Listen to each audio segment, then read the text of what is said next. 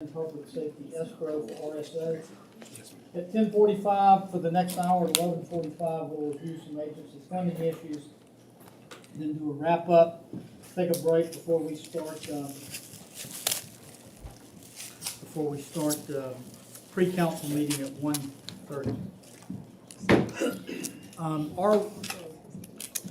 Lily, are we on TV this morning?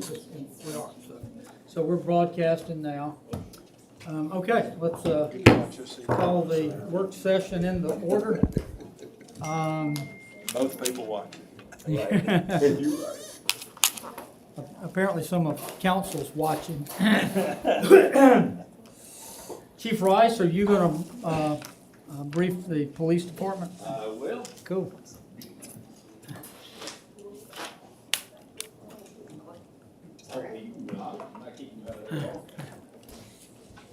Good morning. Good morning. Well, let me first say that this should be the last time you see me before you graduates today. So are you retiring? It's pretty close, yeah. So, first budget meeting, I'm not sure exactly how this goes, but if you'd like to ask me any questions. Yeah, well, here's what I'd like to start with. Okay. Just give us a common sense overview from your position of what the challenges are coming up into '23, Okay. what you're going to need from a budget standpoint, why, and how it's going to be used. Well, I think one of the biggest challenges we have is staffing in the job market and the way our applications are coming in right now. I think we're roughly 26, 28. I think we've had a couple start yesterday. So I think we're probably close to 26 people short. Okay, so my memory is we fund the police department at 290 sworn. I think it's 289? 289. 289? That's correct. Let's call it 290 between friends, and we're running 28-ish short. It fluctuates, but It that's fluctuates, but is that that's is it probably- representative to say we're running about 10% short of the That's- sworn officers we need on the That's street? about correct, yes. And then there's another segment that are employed but not deployed, is that correct? So you have, at any given moment, you have some number of personnel who have been hired, because it was hired, I see what you're saying. but who first have to go into approximately a one-year training pipeline, and during that time, they're not really usable out on the streets and sidewalks policing. That's correct. Yeah, so one of the challenges we have is between the hire date and that officer being fully trained to be able to answer a call for service, you're talking between probably 10 and 11 months. And that is if they're non-A-post, obviously. If they're A-post or from an outside state that's post-certified, we can send them a refresher. You can cut that down to probably about 5 months. So put that into perspective for us. If we're funding the police department at 289, and we're running 26, 27, 28 short on average, does that include those in that pipeline, or is that an additional? Because for us, it makes a difference money-wise. Sure it If it's does. simply a vacant hole that's not filled, that relates to funding. If they're hired and employed and being paid, but simply in a training pipeline where they're not really usable, that's a different equation. Yeah. What's the breakdown? Well, so money-wise, that first year is a drain on the police department. And you're talking between salaries, benefits, equipment you have to order them. I mean, you're probably in the neighborhood of about $80,000 and maybe even higher that we're losing on that asset, that human asset for that first year between training and equipment that's not answering a call for service, is not doing the city of Tuscaloosa citizens a bit of good. All right. The hole that you're talking about, the unhired person, is Vacancies. the vacancies. Again, that creates strain on our manpower out there right now. You're paying overtime. We're paying overtime. We're putting these officers in a bad spot where they have to work X amount of hours a week. Some of them want to, most of them don't. So you're putting that strain on those officers that they're working a lot, which makes it more difficult for them. Okay, so of the 289 funded, how many are vacancies? And I'm not interested in precision, but I'm interested in accurate roughs. Are you talking, so you're Of the talking, 289 funded, how many vacancies are there? And how many are there who are on the payroll but in the training pipeline? so you're probably looking at 40 to 50 during the year that we're hiring. On top of that, 28, 26, 25 short per year. So some of those, now keep in mind, some of those are post-certified that we get in, that are, those times are shorter and their calls for, able to answer a call for services shorter than the non-A post. But you're still talking, we hire a bunch a year. I mean, you're talking probably 40 people a year we hire. And does anybody know approximately what the turnover or longevity? I mean, if we hire 50 a year, does that mean we really get 12 or we really get 45? I mean, between the retirements and people just, and look, some of these folks wash out of the training program. Some of these people. That's what I'm Yeah, trying so to get an understanding. So you're probably talking, I mean, I don't know, probably a third of those probably are not here, that don't work out one way or the other. Is there a number? Huh? Is there a particular number for them? A third of that 40 or 50 that are hired during the course of a year, a third of them don't really play out into deployable officers. Yeah, either they don't make it through our training program or they realize that our agency is busy. Okay, we don't. You got a convinced audience on that. We have to tell our guys, and some of these people, that's too much work for them. They don't want that fast pace. I mean, you're talking 8 reports a night. You're answering 15, 16 calls a shift. So that's busy, you know. And some people just don't want it to be that busy. So. Can I ask a question? Yeah, sure. What would happen if we didn't fund 10 positions? How would that affect you if we didn't fund 10 positions? Putting you on the spot, but I feel like I can ask you that question where he might not want to. Well, I think that would send a bad message first, and secondly, I think that if we do everything right, like go to RSA and get the best equipment out there and do the best training program out there, I think we're going to attract the right employees to go out and give the correct service to our citizens. So I think that I wish I can tell you this budget year we're going to be full staff. That's our goal. That's what we're working for every day. But the reality is we probably won't. But I think it would send a bad message if you said to the officers out there, like, we're cutting your positions. Do they not know that you're not going to be full staff? I'm not being smart at it. No, I don't know what they think. I think it's a reality. I mean, these officers aren't dumb by any means. I understand. So. That was, and I don't want to. I think you know where I stand on this. Mm-hmm. I'm just thinking we're just trying to find a few dollars here and there. Mm-hmm. And if we temporarily, in my mind, 1 year didn't fund y'all 10 or whatever for 1 year and used it somewhere else. I think it sends a bad message. Okay. Honestly, That's I fair. think it tells not only the citizens that you don't care for public safety, but on the other end, I think the guys out there answering calls, working their rear ends off, it sends a bad message. And let me give a quick comment to that too. Also, one of the things, especially if you're looking for dollars, one of the items that I can tell you transfers over at the end of every year is that if salary savings exist, especially in the police department, because of their vacancies, they do generate a number of salary savings every year. That amount rolls into your surplus that then gets to be moved over to create the capital projects. I'm not saying that it happens instantaneously, that we can't because what you're saying is cutting the positions immediately now to be able to free up immediate budget dollars. However, at the end of the fiscal year, if there is salary savings, that does create the surplus. That is exactly what the surplus really is. We have overages normally in revenues that we like bring in versus what we budgeted, but then we also have underperforming areas such as the police department's salaries that then all conglomerate together to the transfer amount, that $12 million that we had this last year, to be able to create projects.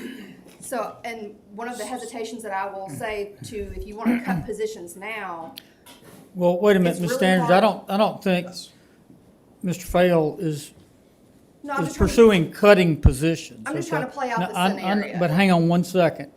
I think the question is aimed at, is there a need to fund more than we can hire?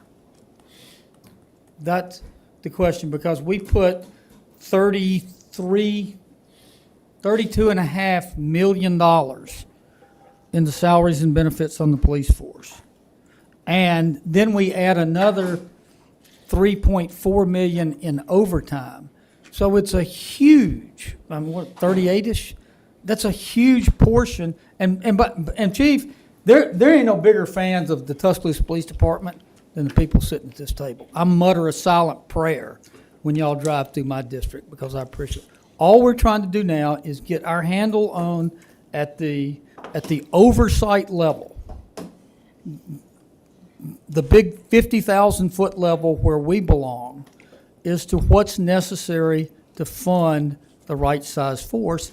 And if we're providing the funding, is it getting done? how much keep going? Yeah, thank you.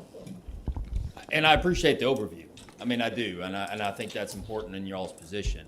But I think the optics of that for the guys out there working 16 hours a day, it's bad.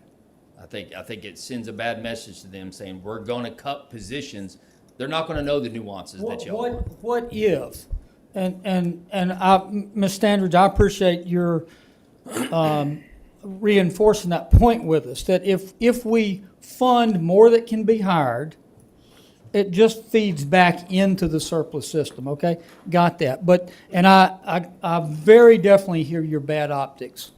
But what if, as we're searching for ways to give our police and fire force a retirement system that is adequate and sufficient and reflective of the work they do? What if instead of funding 10% or 10 positions, what if instead of funding positions that none of us realistically believe are going to be filled, what if we roll that into some sort of retirement contingency or savings plan? I mean, it's not an attempt to take away funding from the police. It's an attempt to fund what can be done, and if we can't hire that many people, would it help to funnel it into retirement? Well, I think, and I'm gonna knock a question back at you, Mr. Busby. You can't do that. I think that we need to, if we're gonna cut money or positions, that we need to take that money or that line of thinking that you have and put it into how are we gonna get butts in some police cars, you know? Okay, but that's your question. Well, and we're gonna find a position or a strategy for that. But I don't think cutting positions to put more people just because it's not realistic. I think our strategy needs to be, how are we going to put money or put strategies into getting people to apply with us, show up, and get in a car? Okay. You know, I think the that long is term- the pertinent question. The long term, I think it's important for your money as far as RSA, which is vastly important to us. I don't want to diminish that. I think it's going to help us bring a lot more qualified people through our police department doors and into some seats.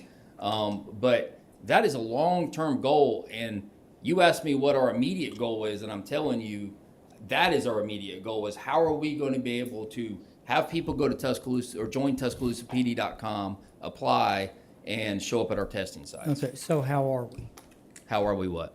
going to do that?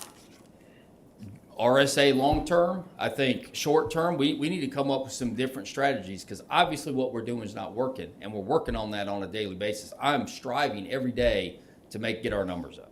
every day. That's what I'm asking my recruiter. How are we going to do this? Whether it's sign-on bonuses, whether it's referrals, or whatever. I would love to use some of that salary savings along those aspects versus cutting positions. I think that would be a better way to use that salary savings money that's already in there, is to get people to apply with us and stay with us. I was gonna ask that question. What are some different things that y'all thought about? I mean, the question I was fixing to ask, I think you just said. Yeah, I Sign-on bonus. mean, I live and work every day in an industry that's how we try to move the needle. I mean, it's sign-on bonuses, referral bonuses, all of those kind of things. I mean, are we doing any of that well, type of stuff? Or are we we're in the looking at talk. it? See, there's always two sides to that, and I'm always like, well, you know, how is it going to look for the people that's been hired versus, you know, now we're getting referral bonuses and things like You can't worry that. about that. Well, and I agree. Well, they can participate in it if they help you hire people. I totally agree. And that's where they make money, but you can't, the market's totally different. You can't worry about that, Chief. Yeah. You gotta fill those seats. We do. We need to fill those seats, Right. and I mean, that's- we're working on it. We've got Richard Rush's team. We meet with him probably about once a month to figure out. We've got Tuscaloosa, or join TuscaloosaPD.com. We got those. We're shooting. We've extended our message out to Mississippi, Georgia, and Tennessee. And this last time, we've got somebody from Nashville applied. A couple people from Mississippi applied. So pushing that message out from the small radius of Tuscaloosa has helped bring more people in. So we're always tweaking that. Every month we're meeting on how to get this, how to redirect this program. So yes, we are looking at that.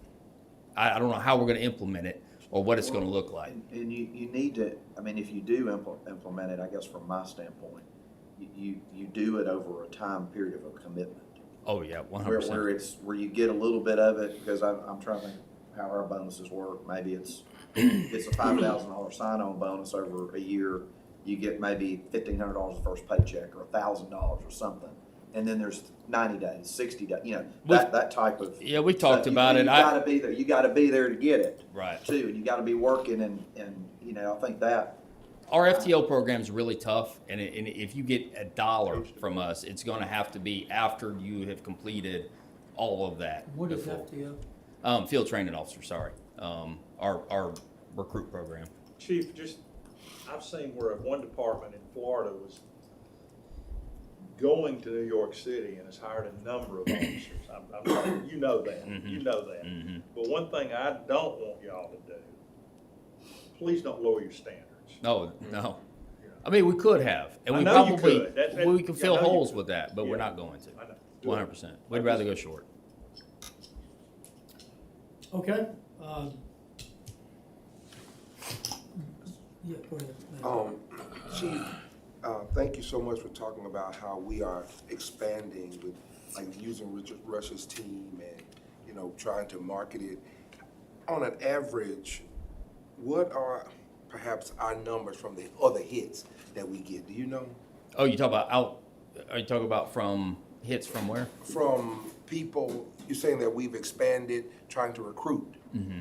So how have we seen the numbers? On an incline, stabilization? Well, one, I think our pay plan increase last year has helped boost our numbers as far as our post-certified, because we have implemented with that and also a lateral transfer program. So we're paying you for your post certificates. So for instance, if you got 5 years of post-certification somewhere, you're going to come in at step 4 on the pay plan.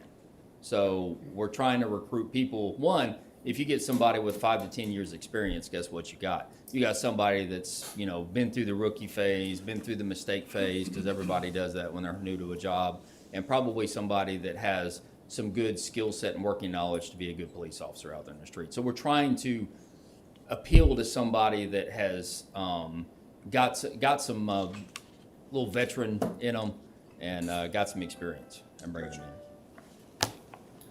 Thank you. Okay, so let's call ourselves, having moved through the personnel concerns that we have. Now, what started this was, you know, tell us what's on your plate for 23 and how we can help. Well, I mean, I think I think you help us, I mean, I don't think we've ever had a problem with you helping us, the council in general. You've all been very supportive of us. I mean, I think we've got, Chief Blankley and I mean, our primary concern is to get the best equipment and the best training in these officers' hands to do the best job possible. So we have gone to a new body camera system, the new car camera system, and we're trying to, expand our cyber opportunities to assist and augment what we're doing out there on the street, to make us a more proficient police department with less people. I noticed some cameras when you're unfunded. Did we not purchase new cameras recently? I mean body cams? Oh, yeah, so as far as the unfunded, what you're talking about, that's for cyber cameras, that's not body cameras. Okay. Yeah, no, we're getting new body cameras, we've had issues, with reliability on our old body camera system, so we're moving over to Axon body cameras, which are premier. So Chief, I think part of this surplus that Ms. Andrews was talking about is the receiving pot for any excess personnel funded over and above what we can hire. Part of the disposition of that money is a request for 1.3 million for equipment for TPD. 1.3 million, Right. okay. So tell us about that equipment. Are you talking about for the vehicle equipment? Page 265, TPD equipment, 1.283 million, and then I'm looking for a breakdown of that. I feel certain it's in here somewhere, but I don't know what page it's on. So if you want to turn to page 17, you'll see a breakdown of all of the equipment that's funded from the general fund. The top 3 are going to be for TPD. That's 16 SUVs, 1 motorcycle, and 4 half-ton pickup trucks.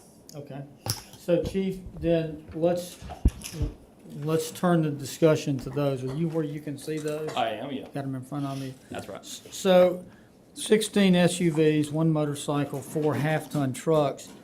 What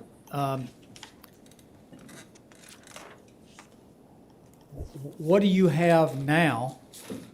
What has been ordered that's in a pipeline but not delivered, and why do you need 16 more? So right now we have 38 line vehicles that our patrol officers drive. Okay. We have ordered. Is that Those are all- SUVs are Those the are all, line yeah, vehicles? we don't have Crown Vics anymore, they're all Chevy Okay. Tahoes. We ordered 20 Tahoes in May. That was the first time from this last budget year. We weren't able to order until May. That's when they opened up the bids. I think they're scheduled to be delivered in January, I believe. And what you see in front of you, what we just passed out, is from the last 2 fiscal years, that's 2021 and 2022, what was awarded, what we have purchased, and what's in progress. It's for both police and fires in there, so. Okay, so look, so we've got 38 in the lot now. Right. We've got 20 ordered that you believe are being delivered in January. That'll give us 58. That will give us 58. We're probably going to retire some because about a third of our fleet right now is 2018s or older. And that doesn't sound very old, I get it. It is. But I agree with you. It's Road hard and put up wet. right, so they get driven. I mean, sometimes they're 24 hours a day, 7 days a week.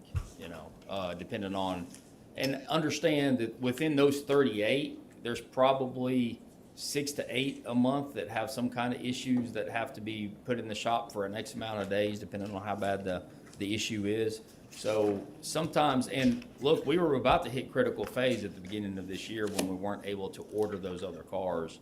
We were starting to pulling cars from other places to fill holes because of course we have wrecks, cars go down. So it was getting to the point where we were like, well, we're just going to have to order whatever car we can get a bid on at this point. And luckily, about April, we heard that Chevy was going to open their bids back up. Okay, so 38 out there now, about a third of those, 12 or 13 will be retired. wore out, 20 more incoming, and you, I think what I'm not understanding is, if we could do this and start with a clean slate, if you've got 200 and, call it 60 officers, and the very budget godmother could produce brand-new clean SUV, how many do y'all need to run the force? You know, I think we figured it up, and it was about, we would like to have about 20 a year. And that allows us to rotate those cars, because when you drive those cars 24 hours a day, 7 days a week, not only over time does those cars become more expensive because of maintenance issues, your auto parts budget line goes up. Those vehicles become, one, unreliable, and two, you know, when you're driving in an emergency situation or chasing somebody, those are dangerous to be on the road, not only for our officers and everybody else. So we would like to try to not get our cars up to, you know, 200,000 miles, 150,000 miles, because then you cross that line, and are those cars even economical anymore to maintain on the road because of maintenance issues, auto parts, things like that. I buy that. I don't, I'm just trying to understand, if you say 20 a year, and you're getting 3 to 4 years lifetime out of them, that means you would need somewhere between 60 and 80 vehicles. I just want to I don't care what the number is. I don't. I just want to know how many of those would you need in a perfect world? We figured it up. It was about, you know, because a lot of places, we looked at a lease program for our units. So after a X amount of years and miles, you trade them in, you get brand new cars, because they've of course, I'm not a math major, but they figured up at X amount of years with your car, you can get the maximum trade-in value towards your next purchase. So, you know, I think a lot of places, about 80,000 miles is when they trade their cars in on those lease programs. Okay, so how, in a perfect world, 20 a year. 20 a year for a total of? You know, you would probably want 40 to 50 on the line at any time to manage the ones that are going to be down all the time. You know, you're going to wreck cars. We probably lose 2 or 3 cars a year to a vehicle accident. So you want that buffer. Plus, you don't want your cars driven 24 hours a day. It creates I'm not more difficulty. I get that. So about 20 a year, and we can retire the ones that are 3 or 4 years old or getting to that point where 40, maintenance issues 40 are. to 50 on the lot. That would be fantastic. Yeah. Chief, the lease payments that are budgeted went up dramatically. Yeah. What is, So are we leasing equipment, are we leasing? yeah. So this is going to encompass our body cameras, car cameras, everything. Prior to this, we went from we had Custom, which is a company that had our body cameras and our car cameras, and then we had reliability issues like our body cameras were freezing up at the most inopportune times or didn't work, which is at this time in policing, we don't want to have to explain why a piece of equipment, and especially a piece of equipment that important to us nowadays, went down. So we had such a reliability issue, we actually went to one of the premier companies in that field called Axon. So that's why they went up dramatically. Are those, they aren't, I mean, I guess it's got a maintenance contract with it, all that kind of stuff. I mean, so you're basically leasing that equipment from them. We're not buying them anymore, right? Are we, is it a purchase? Well, it's a Lease, or lease is over it 5 years. Over 5 years. Yeah, so for our body cameras, every 2.5 years, we send them back and get brand new ones. If one breaks in the middle of, you know, they just send you a new one, you throw the other one away or throw it back. So the reliability issues are going to be a lot better with these things. And the benefits on the other side with software and the small things that I won't waste your time on is going to be so much easier. We want to invest our money in the things, and especially equipment like this, that's going to protect us and our officers. Is that the only thing that's in there? It's just equipment? That type of equipment is what it's equipment, and there's some software on the back end that comes with it. Yeah. Just a comment, I believe if we'll never be able to buy enough cars, but if you had most of your patrol division taking a car home, they would probably last twice as long. Well, you know, that's a lofty goal, and if It's the not gonna budget happen. ferry came along, I mean, that would be a great recruiting tool also, that Yes. after X amount of years, you get a take-home car, county does it. And, you know, we're fighting that on the recruiting side, when people can go to the county and jump in a take-home car day one, they get hired. It's a small benefit, but it's a benefit that pays on the long time. Our supervisors taking cars home. Supervisors and FTOs. Okay, and FTOs, Mm-hmm. good. We try to incentivize that position because it's really not a It's position. not worth the money y'all It's pay. it's not. It's not. It's a tough job. Did you have a question? No, sir. So, Chief, on the trucks, what do we use the half-tons for? Oh, the vehicles, the trucks that are there, we're giving our supervisors pickup trucks because they're cheaper. They're a lot cheaper than the SUVs. We don't have to put as much equipment in it. They're cheaper. They're just cheaper on the front end anyway. So we're trying to save money on the patrol side with that. Oh.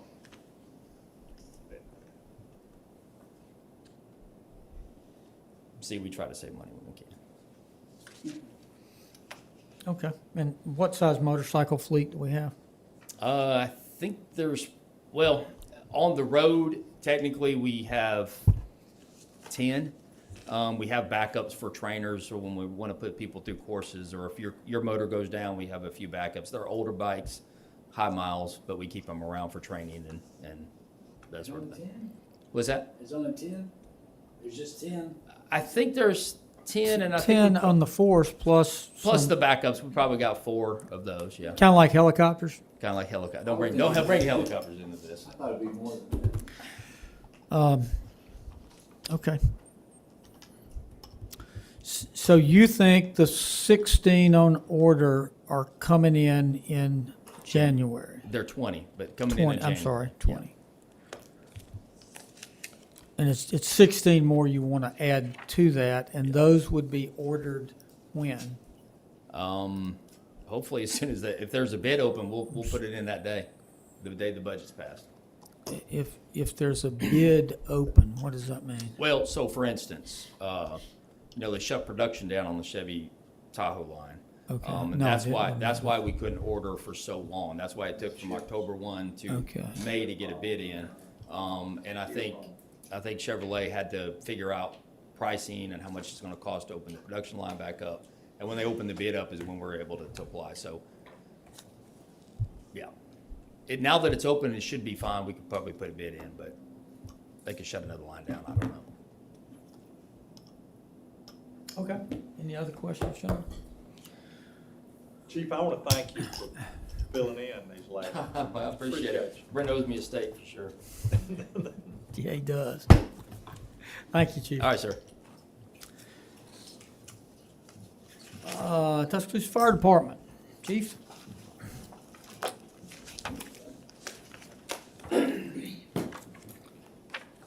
And Chief Smith, if we could, let's sort of start in the same fashion we did with TPD. Why don't you first tell us what your biggest challenges are coming up for '23, and kind of where the starting inventory is in people, equipment, et cetera, and then roll that into what you need from us. Thank you, sir. First, thank y'all for all the support you do give us. The pay plan all the way through the looking at RSA is just, really helping us a tremendous amount.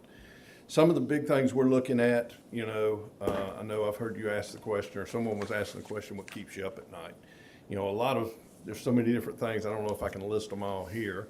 But, training being one of the big ones, we know that we are due for an ISO inspection within the next year to year and a half. An ISO. It's when the insurance industry comes in, basically grades the department, the water system, and gives us a rating that goes against our insurance rates. By improving it, we are right now at 2.75, I think, roughly away from an ISO class 1, which is the highest rating you can get. If we get to class 1, that could help reduce not only homeowners insurance, but also could reduce business insurance. So that is one of the big things that we look at and we try to prepare for. With training, and that's always gonna be an issue with us, in the past, when the budget, when I first came in, the mayor was able to, and the council was able to give us a off-duty overtime training budget. That allowed us to increase our number of training hours. One of the big things that we see when we have to take, do a lot of on-duty training, we're having to take companies off duty that are not available for response. Last year, or in the time frame that we measured, I believe it was October to June 30th, we had around 889 hours, 890 hours of time where we took units out of service to do that training. Because we have to not only compete or accomplish ISO training, but we also have to make sure our medics and EMTs maintain their EMT license so we can continue to provide quality care to the community. But that's built into both the training and the duty schedules, right? It is, but, unlike PD, who has, the way they work, they're able to take on Wednesdays. I believe Wednesdays is their training day. With us, being the schedule we have, 24 on, 48 off, the ideal time to do the training is when the personnel are off duty. Bring them in on overtime, unfortunately, to accomplish that. The more trucks we take off duty to do the required amount of training, the longer our response times are going to be. Okay, so what does that mean for the size of your force, and where are you? We have, right now, we have 278 total personnel in the department. There's 259 sworn personnel. Currently, we're 4 short.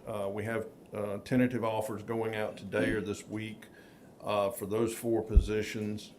And then we have 2 promotions that'll be coming up from a retirement.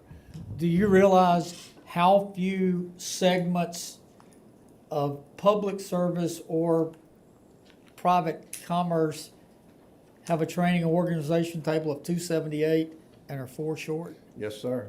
We've been very blessed. One of the first things that we do, and I know I've said this in other meetings with you, but, with the pay plan, that really helped increase our recruitment. Changing our hiring process, again, helped our recruitment. We're, working with Dr. Rush's group to put together a training video, a recruiting video that they should have hopefully in the next month ready for release. Again, that will help us. But one of the first things that we look for when we're training, we try to reduce cost everywhere we can. Not saying we will never hire someone off the street that doesn't have firefighter 1 and 2 or an EMT, but it's a lot cheaper for me and for the city to, when we do hire someone, to look at it and say, okay, Mr. Fail has firefighter 1 and 2, and he's an EMT basic, where Mr. Tyner, hasn't had that opportunity yet. I can put Mr. Fail on the street in 2 weeks. Sure, we understand. It's gonna take 3 months, maybe longer, to put Mr. Probably Tyner. longer, Mr. Tyner, yeah. But that's, we're able, when we recruit, we look at those kind of things. Of course, paramedics are high dollar, everybody in high demand. That's across the nation now in the fire service. We're all looking for paramedics. When there's a paramedic on the list, they're pretty much guaranteed, if we have an opening, we're gonna hire them. And so paramedic that's not an exclusive job. You've got some people who are hired specifically to be paramedics, correct? But then you also have firefighters who have paramedic qualifications, right? No, sir. No, okay. The state of Alabama has a law that requires us, if we hire a civilian paramedic, we have 365 days from the date we hire them to have them trained as a firefighter. So we have to battle that, going in. There are discussions trying to get the professional minimum qualifications changed to where we can hire civilian paramedics, but as of this time, no, sir, we have to, if we hire a paramedic, they either have to be a firefighter 1 and 2, or I've got 1 year from the date of employment. So and I phrased the question wrong. I didn't mean specifically civilian paramedics, but within that 278-ish task organization structure, are there a certain number of those that are specifically paramedics? That's their primary job assignment? Or is it that X number of that 278 is also paramedic qualified? Well, it's 259 sworn personnel. 259 That's- sworn, I'm sorry. That's what we have, sworn personnel. Out of that, we have around 110 paramedics out of the 259. We are doing very well in paramedics. Of course, you can always do better. We have medics that, it's just like anything, they get burned out. After seeing the things and dealing with the things that they deal with day in and day out, the trauma, not only what they're seeing, but the trauma that occurs to them, mentally and physically. So we do have some that rotate off. Our busiest trucks are, of course, our rescue trucks. We have 3 frontline advanced life support rescue trucks that run. We have 4 engine companies that we've designated as advanced paramedic life support trucks. We keep a paramedic. We try to do 2 paramedics on those, but we keep at least 1 paramedic on each one of those trucks. Now, thanks to the council and the mayor and the CARES Act and COVID, we were able to finally put ALS equipment, advanced paramedic equipment, on every engine and every ladder. So You now- realize you just thanked COVID, right? Well, I know. it was one of those things we couldn't get away from, but at least we were able to There you benefit go. out of it. To now utilizing those funds, we're able to provide equipment to the paramedics that are on an engine or on a ladder truck somewhere in the city that before didn't have basic life support. So we're offering better quality care across the entire community now unfortunately, because of Sure, I COVID. understand. Is there a bonus, not bonus, but extra pay for paramedics? Because I know at Yes, sir. years ago, it was really low number of paramedics, so there was incentives. Yes, sir. There was a 10% incentive that was put on it. It is capped at a lieutenant's pay, topped out lieutenant's pay. So, and that does help us. There are departments that have higher incentives, but they have more demand on different types of things. Currently, one of our worries is, and I won't go into great detail here, but is availability of ambulances. So, we right now have 2 ambulances that we keep what we call as surge trucks, that when we do not have an ambulance provider that we're under contract with that has an ambulance available, and we run out of our 3 rescue trucks, we'll take 2 fire engines off duty and put 2 more rescue trucks on duty.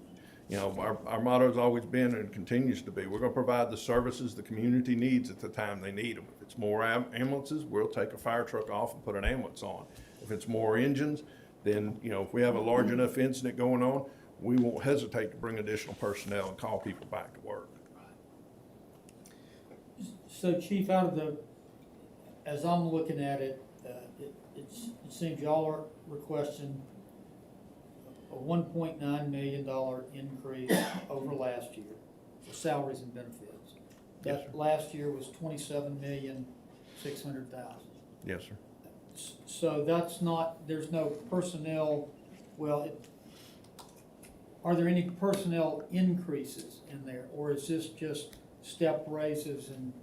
This is the pay plan and step raises. Okay, so the new There fire are no new station- personnel coming into the department this year. So you included also a cost associated with the fire station, the Mercedes fire station. Yes, sir. 12 of our Is that a wash?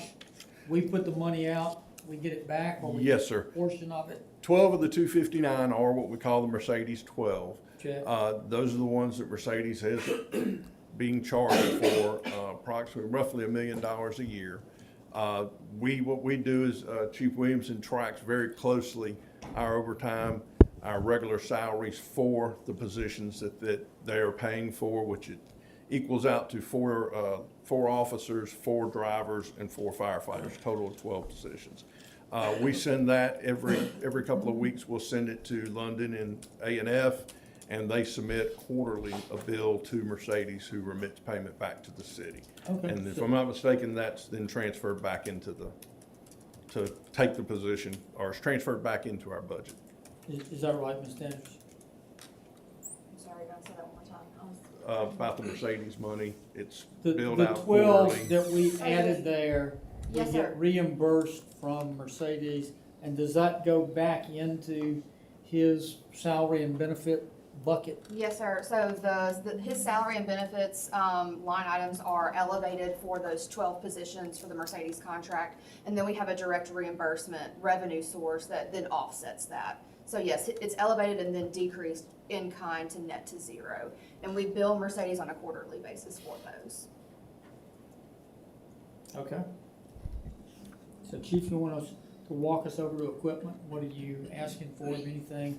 in terms of This equipment year, this coming year? Our equipment request that the mayor is authorizing for us, we're spending around $95,000, I believe it is our total request. We're looking at our rapid intervention equipment. Basically, it's our rescue air pack and equipment for if we have a down or trapped firefighter. To upgrade those, it costs around $8,000. We have to do that so MSA, who owns, or not owns, but who manufactures our air packs, will upgrade our air packs to the next level. So that's why we've requested that.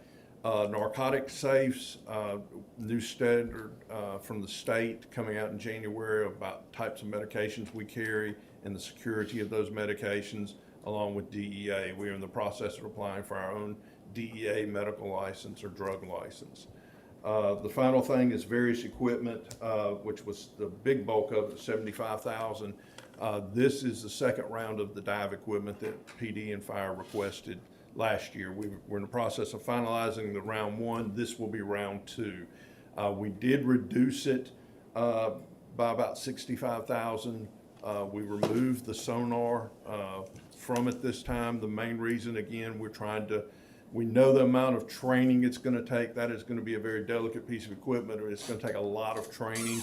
And we feel like since it's going to be only one of probably three in the state, it's going to be requested quite a bit by ALEA and other agencies when they unfortunately have a drowning incident or some other type of event that it could be utilized for. So we've removed that from the budget this year. We kept the camera system on board. Again, just because of the amount of training and possible overtime that it was going to cost, we're trying to reduce that overtime as much as we can. Gentlemen, any other Yeah. questions? Carly, you may have to answer this, not that I don't think Chief can, but the ambulance line item on the budget went down, $283,000. And if I'm looking at this right, Carly, Yes, sir. just when I look at hold on one second, the form. What page you on? I'm just looking at page 79, but I was looking at, hold on a second, let me get back to it. I had it right in front of me. Here it is. There was a revised budget of $244,000 and only 90 spent, so that's about 150 that's left. Is Carly, because the mayor's recommending nothing in there, does that difference roll over? Is there still Yeah. money there? Is that why this number's gone down this much? You're talking about for the equipment line item, Yeah, no, well, correct? the fire ambulance, I look. On the ambulance It side. goes down at 283,101, and then when I looked, well, that's under equipment. Well, why is that off that much? So that amount total, a lot of it rolls from the ambulance franchise agreement and revenue that we get in. And you'll see us, and actually we have one on the finance committee today, you'll see us periodically come to you and say that, that fire has requested that we use some of the ambulance franchise revenue to be able to purchase a certain piece of equipment that under that franchise agreement we're allowed to do. Normally, under that franchise agreement, we have to receipt the money and escrow it, completely set it aside. It can only be used for certain things. So whenever those certain things possibly come up, fire will then make a recommendation. We get an approval from OCA that it can fit within the parameters of the franchise agreement, and then we will back that money into the budget. That's why you will see there is zero. So the 2022 revised budget will have that $244,000 on the equipment line on page 87. That's from those periodic movements in throughout this past year when we've come to you to request those.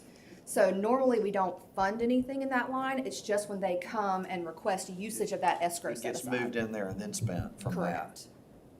So if the revised budget was 244, 643 in the current budget, and we've only spent 90, where does that 150,000 go?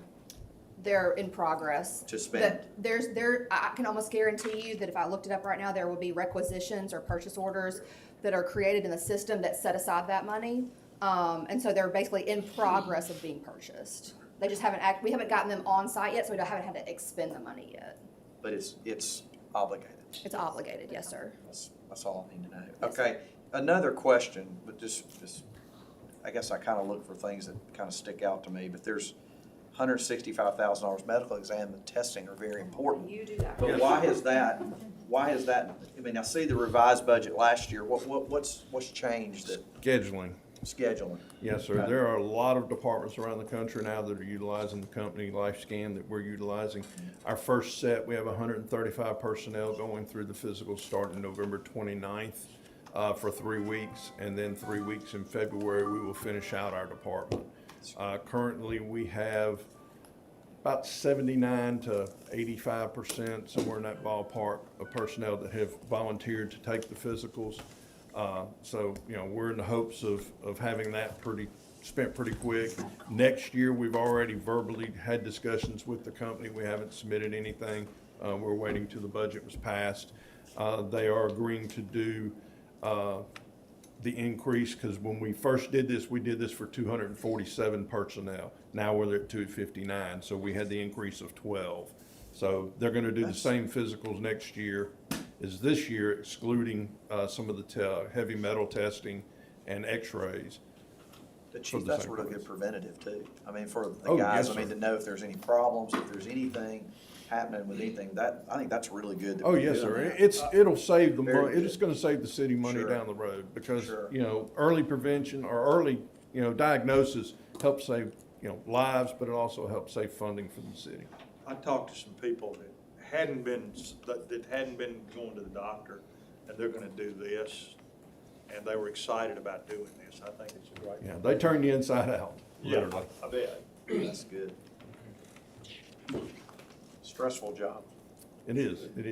Just the amount of stuff that, you know, you deal with and you see day in and day If out. it'd take you more than 3 months to get trained, wouldn't You tell that.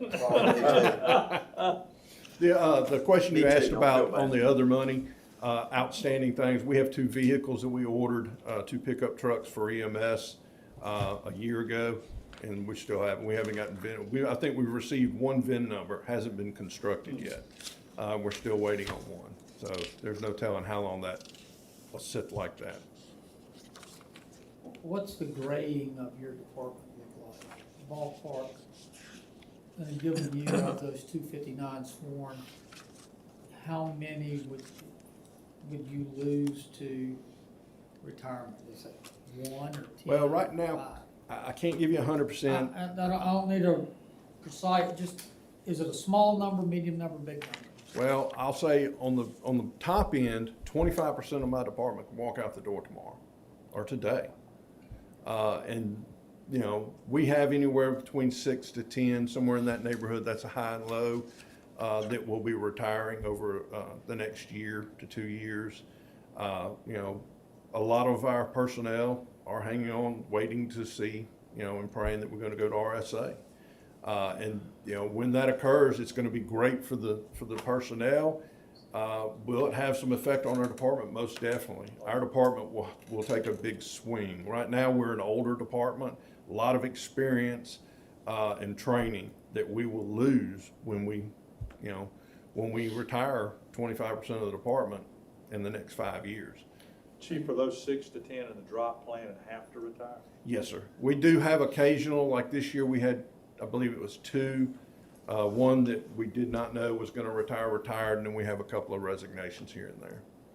And a lot of the not a lot, but some of the resignations are going to other departments that, you know, or have better benefits or have a better pension.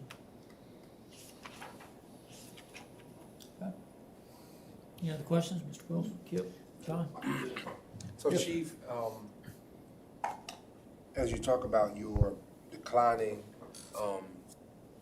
workforce, you all are working with potential schools and to try to boost their recruitment for the future. Yes, So sir. can you talk about that for me? We work hand in hand with TCTA. You know, it's a program that was started years before I came into the department, to the city. You know, they have students that, you know, they train in all public safety. Right. We are working, trying to get the school to allow them to change some of the requirements or some of the training in that we feel like would better help not only set the student up for better success. Currently, they teach a lot of great material there. Please don't take it I'm saying anything negative about them. What we'd like to see would be a change to teach what we call as the 160 program. It is the Certified Volunteer Firefighter Program, because once they turn 18, they can test, but once they turn 18, they will be given their certification as a Certified Volunteer Firefighter. Then they can turn around with the physical, they can turn around and go to 5 weeks of training and become a firefighter 1 and 2. So by doing the program, it allows them within 5 to 10 weeks after graduation to walk into possibly a $50,000 a year job. So that could actually be a great pipeline for the 25% of students that firefighters that you're gonna lose. You could almost gauge if you have the right kind of, pursuit after those students to fill those voids simultaneously. Yes, sir, it would help definitely. You know, we're looking at other programs, and that's one thing that Dr. Rush's group is working with us on, is putting out more education material with us, putting out more recruiting material in preparation for that. You know, not only are we preparing internally by telling our younger people, hey, now is the time to start studying for promotion, because we know there's going to be quite a few, because of that 25%, the vast majority are chief officers down to lieutenants and apparatus operators. So it's every one of our promotable positions. But in detail, or also what we're looking at is, how are we going to fill that 25%? Right. Because right now, there are departments around the country. You know, I have a friend in Los Angeles, and they used to have 3,000 people sign up to take their test. They're hitting 300 now. You know, so, and that's across the country. It's just, you know, when the economy's doing good, a lot of people turn away from public safety and turn away from public service. When the economy starts downturning a little bit, people turn back towards a stable position, Yes, sir. but it's a dangerous position. Yes, sir. Thank you. I just appreciate the education you've given me in the last 18 months, and I can't tell you how much I am impressed with what you're doing, Chief, and your whole department. Thank you. Thank you, sir. You know, I gotta give all the credit to the folks I work with. All right, thanks, Chief. Thank Thank you very much. Let's take it is 9:28, let's take a 10-minute break. We'll come back and do municipal courts and talk about the escrow for RSA. You're about to- Be back in here at, This will show you